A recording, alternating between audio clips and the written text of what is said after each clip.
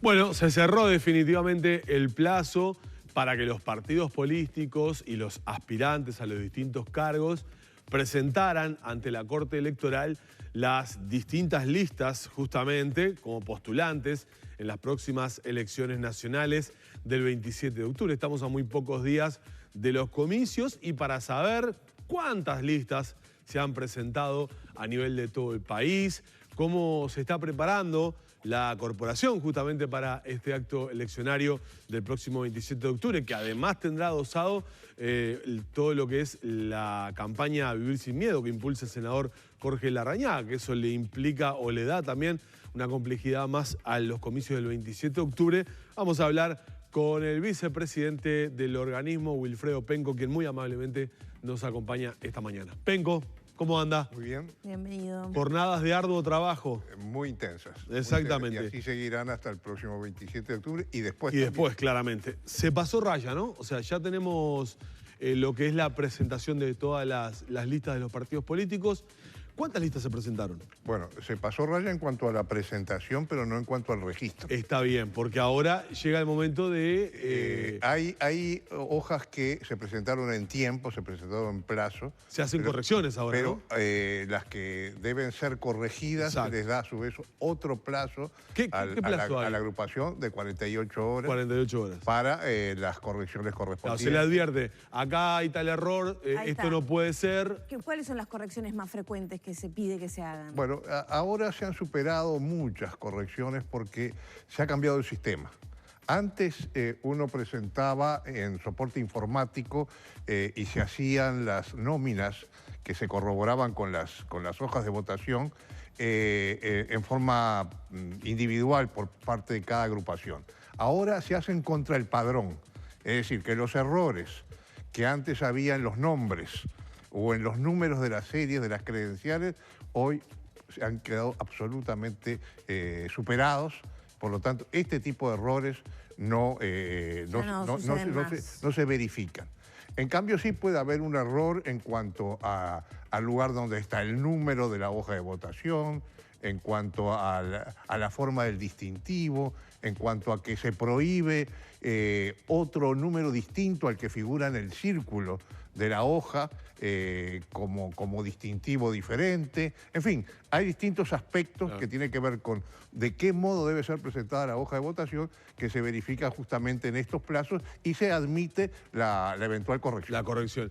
¿Sí o sí la hoja de votación tiene que llevar la foto del candidato? No necesariamente. necesariamente, en absoluto. Lo que sí tiene que figurar es el número de la hoja de votación, porque en realidad no hay un solo candidato.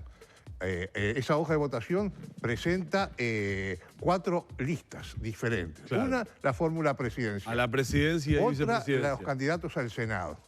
Después, los candidatos a la Cámara de Representantes y, por último, los candidatos a la Junta Electoral. Son cuatro listas diferentes en una misma hoja.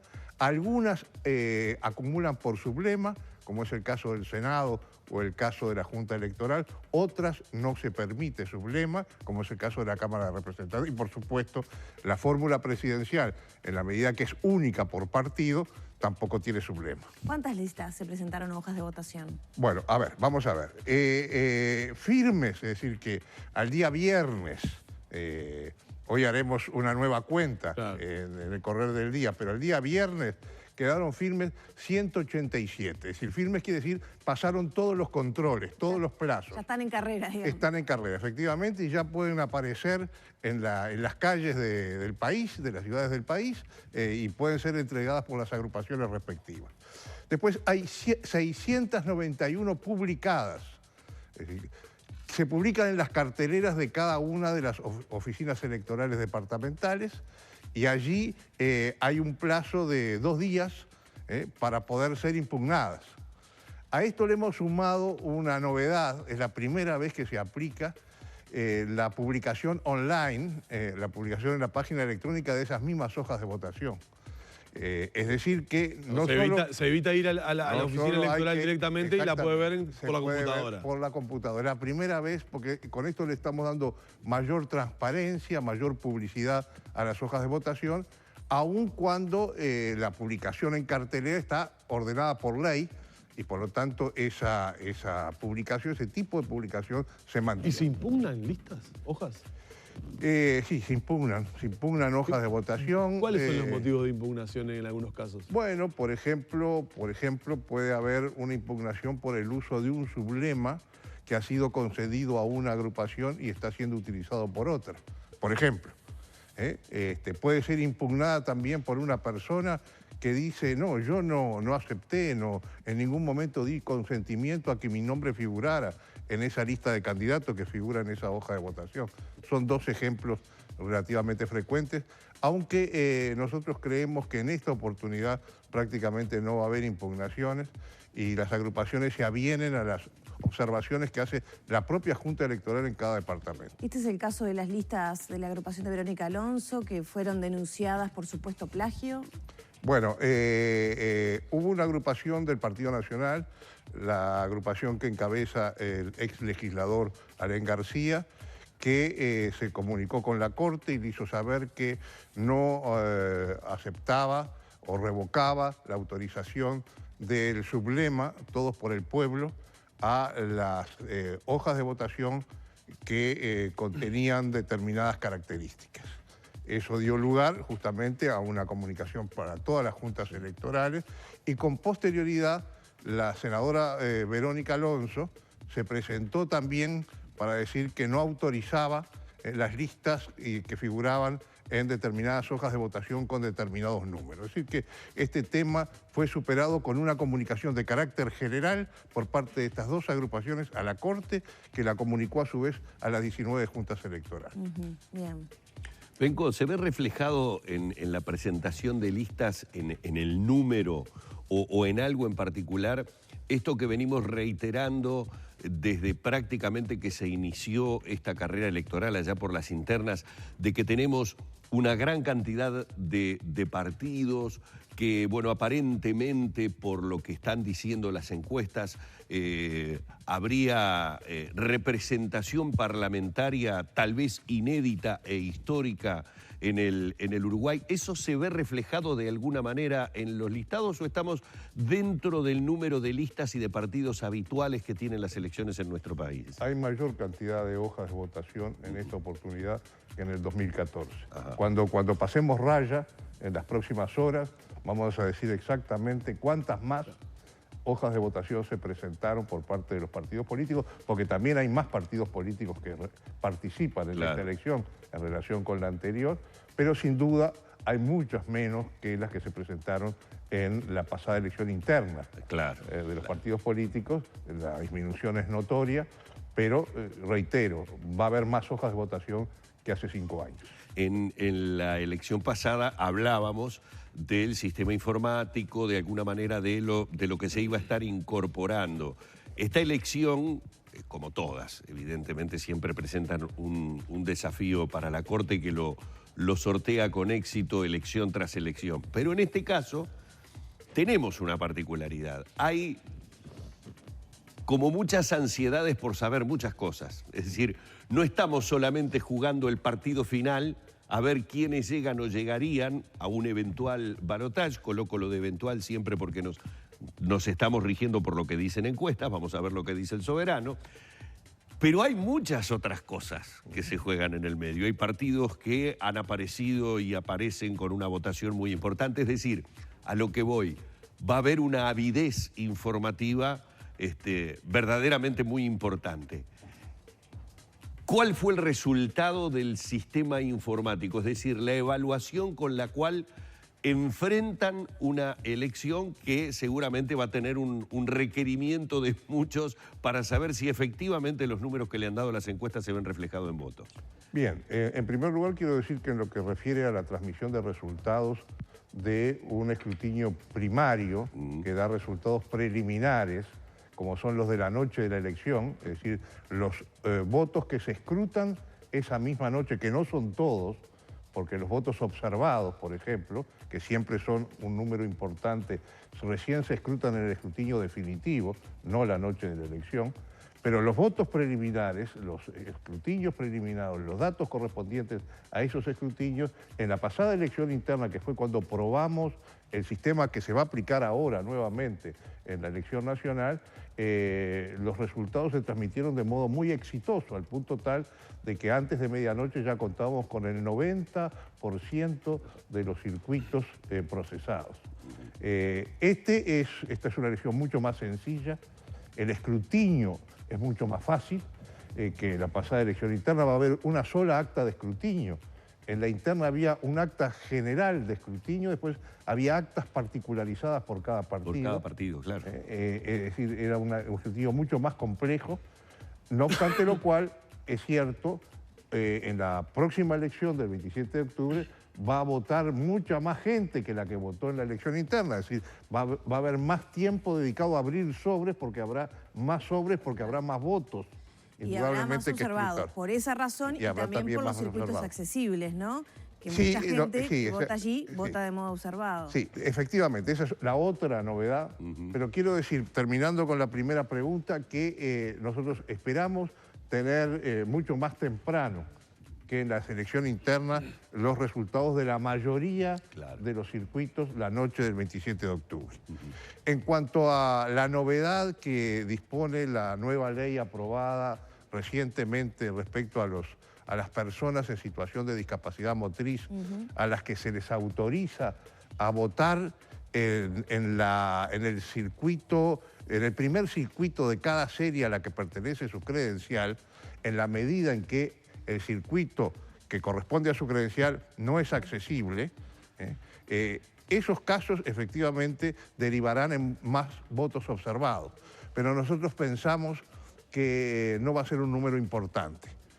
Aunque fuera una sola persona, se justifica el sistema. Claro. Porque esa persona que no pudo votar en la interna, ahora sí va a poder hacerlo. ¿Cómo va a ser el sistema justamente? ¿La persona va, digamos, al lugar que le corresponde o ya directamente observa en lo que es la distribución de circuitos cuál es el accesible dentro de su digamos... Serie. De su jurisdicción, de su serie, efectivamente. Nosotros hemos dispuesto un nuevo relevamiento de todos los locales y en la publicación de los planes circuitales, circuito por circuito se va a indicar cuál es accesible y cuál no es accesible. Bien. No importa solo que el local sea accesible, sino también que el circuito, es decir, que la mesa, que la comisión receptora de votos esté ubicada dentro de ese local en un lugar accesible también. Está bien. Porque uno puede entrar a un local sin escalones, pero si el circuito está en un segundo piso, ya ese circuito no es accesible. Entonces, todos los primeros circuitos de las series en los circuitos urbanos están ubicados en un local accesible y dentro de ese local en un lugar accesible. Hay que saber también que quienes voten en esas condiciones no pueden ir con otro documento que no sea la credencial. Eso es fundamental, por supuesto, quien vota fuera de su circuito no puede hacerlo si no exhibe su credencial. También pasa lo mismo en los circuitos rurales, donde la ley ya autorizaba a poder votar siempre dentro de su departamento, fuera de su circuito, en la medida en que su inscripción cívica correspondiera a otro circuito rural, pero siempre exhibiendo la credencial. ¿Hay tiempo para, si alguien la perdió en esas condiciones, poder renovarla? Puede renovarla, efectivamente. ¿Hasta cuándo? Puede seguir renovándola por ahora hasta que la Corte no le dé prioridad, por ejemplo, a los miembros de comisiones receptoras de votos, que también pudieron haber perdido la credencial y ellos también las necesitan porque es la forma de poder participar en una comisión receptora de votos, pero en principio las oficinas inscriptoras están abiertas para proceder a esas renovaciones. Bien. Vengo de acuerdo a su experiencia y a esta situación en la que, bueno, todos los medios estamos viendo semana a semana las diferentes encuestadoras y, bueno, generalmente, obviamente, ponemos el foco y la atención, la ciudadanía en sí, en aquellos partidos que son los mayoritarios, los que pueden llegar, en definitiva, al balotaje, si va a haber o no. Pero uno mira, y en las barreras, en las barras, digo, de cualquiera de las encuestadoras, hay un montón de partidos que aparecen con porcentajes que ya los están dando, como yo me los imagino, como orejeando en el truco, viendo a ver si llego, si no llego. Por su experiencia, ¿usted cree que la definición de ese escrutinio final, ¿no? No estamos hablando de lo que vamos a conocer, sino del que interesa por si llego o no llego a la banca, si puedo tener uno más, si me queda medio, en esa cuestión de cuotas que la verdad, yo le confieso, muchos de los ciudadanos comunes no terminamos de entender. ¿Va a tener una complejidad o va a tener características especiales por esa definición que de repente termina siendo con los observados? Yo creo que los partidos políticos que obtengan representación parlamentaria las van a obtener con los votos que resulten de la noche de la elección. Los votos observados, sobre todo, pueden cambiar, sí, la asignación de una banca dentro de un partido, y también, sin duda alguna, en lo que nosotros llamamos el tercer escrutinio, puede haber cambios de bancas en los departamentos. Claro, un departamento le roba la banca al otro. Bueno, no le roba, nosotros decimos viaja una banca. Es un término en el sentido de que el caudal electoral de uno no llega y se va para el otro departamento. Claro, porque la asignación previa pasó en la pasada esta... Pasó, siempre pasa, siempre pasa. Lo que ocurre es que la asignación previa de banca se hace sobre el total de habilitados para votar. Entonces, depende mucho de la cantidad de votos. Del volumen de gente que fue a cada departamento. A votar efectivamente a cada departamento. A propósito, me parece muy importante, ya que estamos hablando de esto, ¿cuántos votos se necesita para ser senador y cuántos votos para ser diputado? Depende del departamento. Pero vamos a ver. La primera operación que se hace en lo que tiene que ver con los senadores y también por los diputados, es tomar los votos de cada partido a nivel nacional. 2.650.000, ¿cuántos son los habilitados? Los habilitados para votar son 2.699.955. Ah, creció. 2.700.000. Creció el padrón electoral, ¿eh? Claro. Siempre crece a pesar de que es un padrón muy depurado, porque también hay que tener en cuenta eso. Cuando la gente dice, pero qué poco crece. Sí, crece poco porque se le depura.